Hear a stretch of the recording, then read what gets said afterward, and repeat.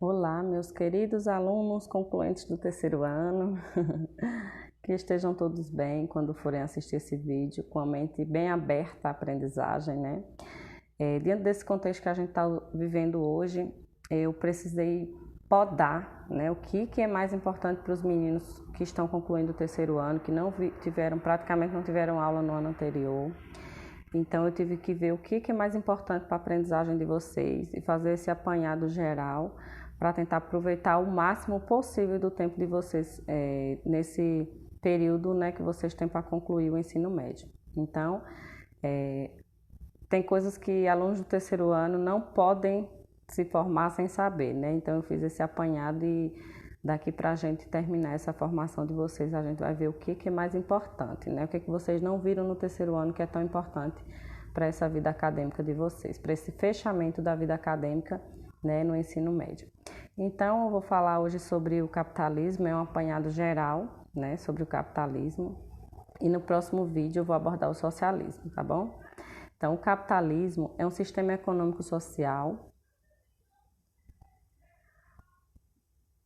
baseado na propriedade privada dos meios de produção, que tem em vista o lucro, do qual os trabalhadores não participam. Estes recebem um salário em troca de sua força de trabalho.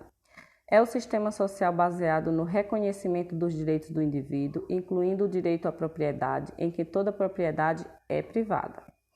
É um sistema socioeconômico onde possui propriedade privada dos meios de produção, como máquinas, matérias-primas, instalações e outras. Sua produção e a distribuição das riquezas são regidas pelo mercado, no qual os preços são determinados pelo livre jogo da oferta e da procura, né? A gente já viu muito sobre isso, mas é importante que a gente tenha essa distinção, né? Saber o que é mesmo, de fato, o capitalismo em todas as suas áreas. Então, é um resumão mesmo do que é o capitalismo, que é o sistema privado, que é o lucro, né? Que é o seu principal meio, né, que ele gira em torno é o lucro, visa sempre o lucro da empresa privada e que os trabalhadores não têm participação nesse lucro. Características: a estrutura de propriedade privada. Os bens e meios de produção pertencem a particulares, nunca ao Estado, né, ou a uma sociedade. A relação de trabalho, o trabalho assalariado é predominante, né, não existe nas empresas privadas, por exemplo, pessoas que fazem trabalhos gratuitos. Geralmente essas pessoas são assalariadas, não existe como em ONGs, né? Pessoas que fazem trabalhos de graça em prol de alguma organização, né, que visa atender alguma necessidade social. O único objetivo é ter constantemente a obtenção de lucro, não importando quem perca com isso. Meios de troca. O principal meio de troca é o dinheiro, que facilitou bastante o comércio. Outros meios de troca são o cheque, o cartão de crédito, em que é possível movimentar um fundo em dinheiro depositado no banco. Então, não existem outros meios, né, de capitais a ser regidos pelo capitalismo. Sempre foi assim? Não. Existiam outras formas, né? Antigamente, antes do dinheiro chegar com toda a força para ficar, existiam aí meios de comércio regidos pelo capitalismo dessa economia, que é predominante no mundo, né? Trocas comerciais em ouro, né? Existia essa moeda de troca, né? Em outros produtos, mas hoje o dinheiro é predominante nesse meio. Características: funcionamento da economia. Os agentes econômicos fazem investimentos seguindo pela lei da oferta e da procura, que funciona da seguinte maneira: se houver mais oferta do que procura, os preços tendem a cair. Se houver mais procura do que oferta, os preços tendem a subir. Essa lei é a essência da economia de mercado. E a gente tem vários exemplos disso aí, né? Atualmente, por exemplo, o Brasil é um grande produtor de carne, né? Carne bovina, carne suína, de aves também. E hoje a gente tem observado no Brasil uma alta no preço das carnes, né? Por quê? Porque tem diminuído a oferta, né? Por que tem diminuído essa oferta de carne, já que o Brasil é um dos grandes produtores aí? Porque o Brasil, os grandes produtores, né, comerciantes desse produto, dão preferência a exportar, porque o dólar está em alta, eles conseguem faturar mais com essa exportação do que vendendo para nós mesmos, para o Brasil, né? Então, é a lei da oferta e da procura. Tem pouca oferta. Quando tem pouca oferta, os preços tendem a aumentar. Ou o contrário, né? Quando tem muita oferta, os preços tendem a cair. Sociedade dividida em classes. No capitalismo existem duas classes sociais, os capitalistas e os donos dos meios de produção, fazendas, bancos, indústrias e outros. E os trabalhadores ou proletariados, trabalhadores que vendem sua força de trabalho aos capitalistas em troca de salário. A economia requer capital humano, capital financeiro, capital manufaturado e capital natural. O que é o capital humano? Na força de trabalho e inteligência, cultura e organização. O financeiro, que consiste em dinheiro, investimentos e instrumentos monetários. Capital manufaturado, inclusive a estrutura, a máquina e as ferramentas e as fábricas. E o natural, que é constituído de recursos, sistemas vivos e os serviços do ecossistema. O desenvolvimento do capitalismo.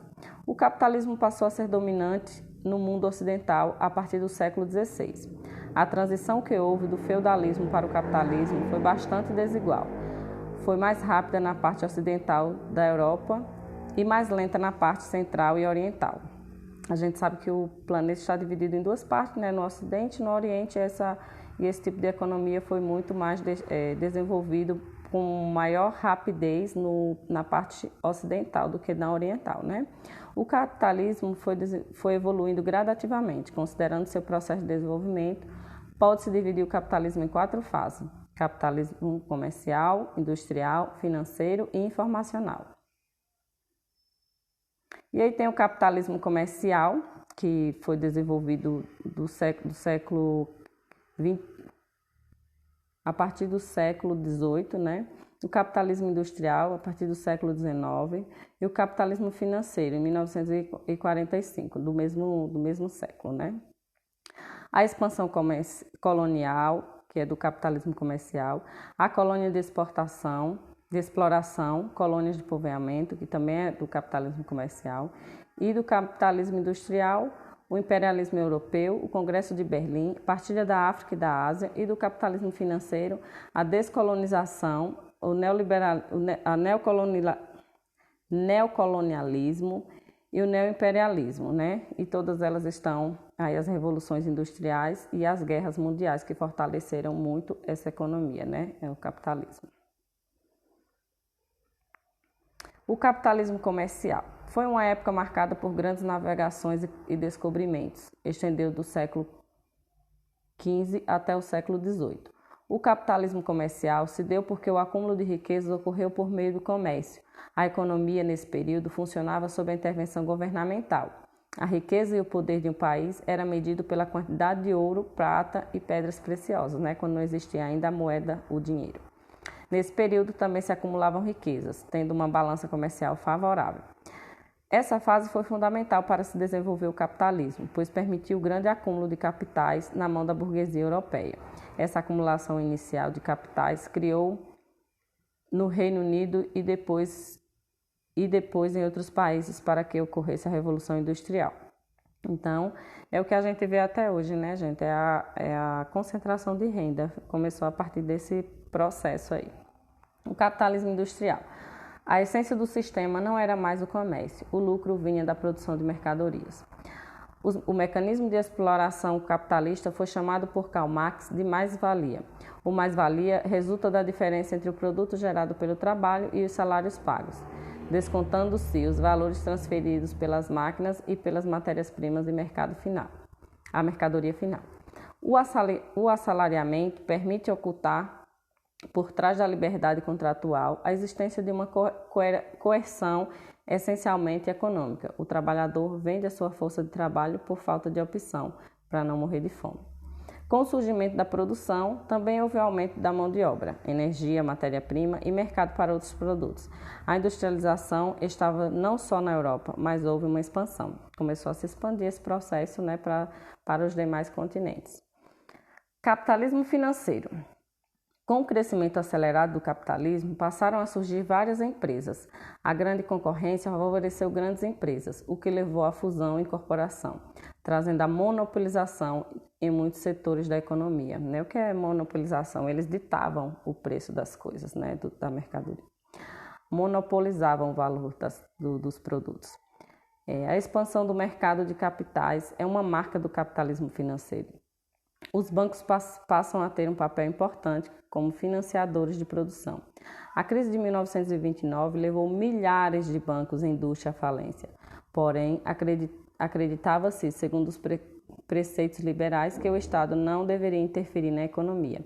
E o que salvou a crise de 1929, né, que foi a decadência do capitalismo, uma grande produção, uma produção em massa e não tinha pessoas com condição financeira para usufruir desses produtos, né, para comprar. Então, o Estado interferiu e foi a salvação do capitalismo na época, né? Em 1933, foi colocado em prática o New Deal pelo presidente Franklin. Foi um plano de obras públicas com o objetivo de acabar com o desemprego, sendo fundamental para melhorar a economia norte-americana, né? A interferência do governo para salvar a crise. Capitalismo informacional. Baseia-se nas mudanças provocadas pelas novas tecnologias de informação. Elege a tecnologia de informação como paradigma das mudanças sociais que reestruturam o modo de produção capitalista a partir de 1980. As tecnologias da informação promovem uma nova estrutura social que se manifesta de acordo com a diversidade cultural e com as instituições existentes. Consiste em rejuvenescimento do capitalismo a partir da informatização, dinamizando as relações empreendidas na sociedade. Então, essas revoluções industriais vieram fortalecer essa metodologia, né? Esse modelo de economia, que é o capitalismo. Práticas monopolistas. O truste, o cartel, o conglomerados e o hold. Essas práticas eu acho que a gente já viu sobre elas, né? Mas eu vou repetir aqui para vocês. O truste é o resultado típico do capitalismo, que leva à fusão de empresas de um mesmo setor de atividades que controlam todas as etapas da produção, desde a retirada da matéria-prima da natureza até a distribuição da mercadoria.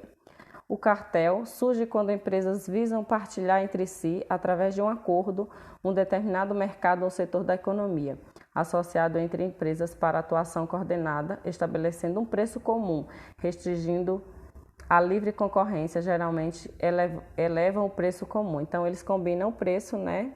Taxam o preço de algum produto e combinam, né? Nenhuma das nossas empresas vão diminuir esse preço.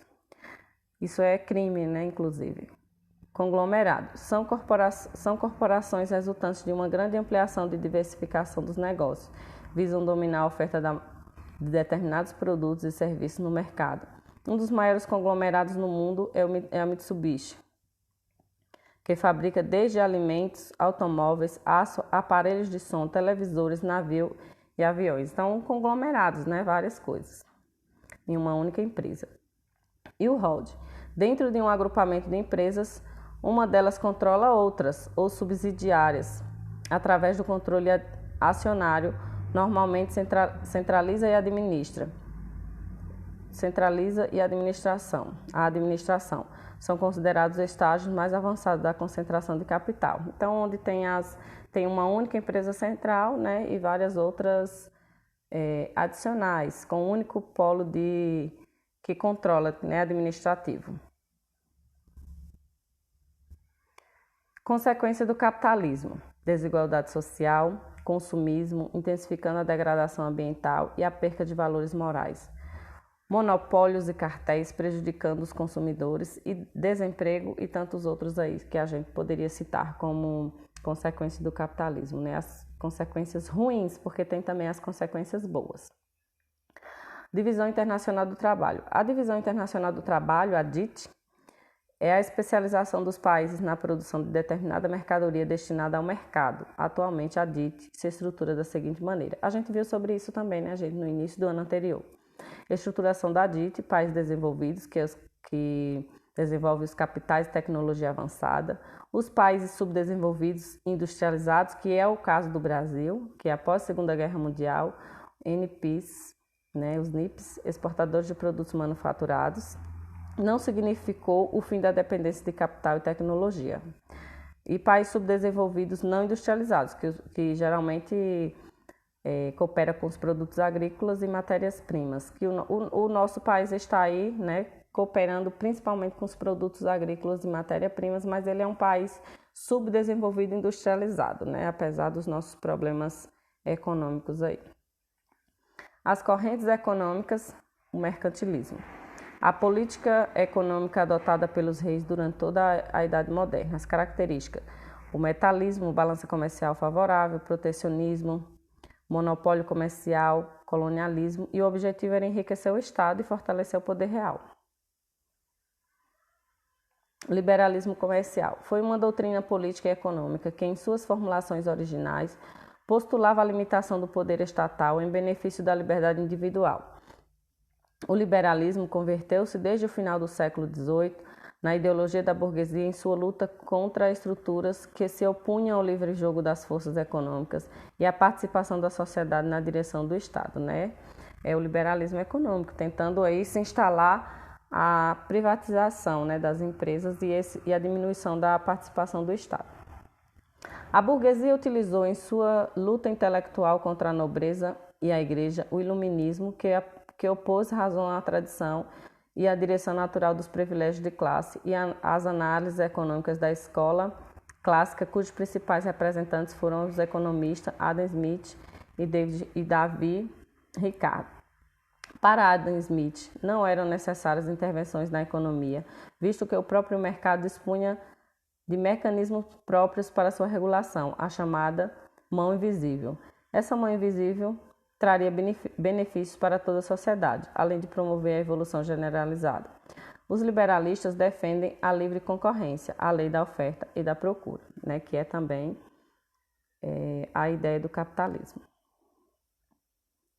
E essas questões aqui vocês veem principalmente em história, né? O neoliberalismo é mais voltado para a geografia também, mas vocês veem também em história. Tem seu fundamento no chamado liberalismo clássico, que vem desde o economista clássico Adam Smith, do século XVIII, e é o conjunto de ideias políticas e econômicas capitalistas que defendem a não participação do Estado na economia. De acordo com esta doutrina, não deve haver total liberdade de comércio, pois este princípio garante o crescimento. Deve haver total liberdade do comércio, pois este princípio garante o crescimento econômico e o desenvolvimento social de um país, ou seja, o Estado deve participar o mínimo possível nessa questão de capital, não deve interferir nas empresas privadas, como era muito comum antes de acontecer esse processo de neoliberalismo, né? O neoliberalismo é um termo que foi usado em duas épocas diferentes com dois significados semelhantes, porém distintos. Na primeira metade do século XX, significou a doutrina proposta por economistas franceses, alemães e norte-americanos, voltada para a adaptação dos princípios de liberalismo clássico às exigências de um Estado regulador e assistencialista. As características do neoliberalismo: mínima participação estatal nos rumos da economia de um país, pouca intervenção do governo no mercado de trabalho, política de privatização de empresas estatais, abertura da economia para a entrada de multinacionais, adoção de medidas contra o protecionismo econômico, desburocratização do Estado, leis e regras econômicas mais simplificadas para facilitar o funcionamento das atividades econômicas e aumento da produção como objetivo básico para atingir o desenvolvimento econômico. A gente viu também as características do neoliberalismo já na sala, né, presencialmente. É bom dar uma revisada aqui, né? E tem umas questões que eu posso passar para vocês no Google Sala de Aula. Eu espero que vocês tenham entendido. Se não entenderam, eu vou ficar disponível na live, né? Para qualquer dúvida ou complemento que vocês queiram fazer sobre o assunto. Até mais!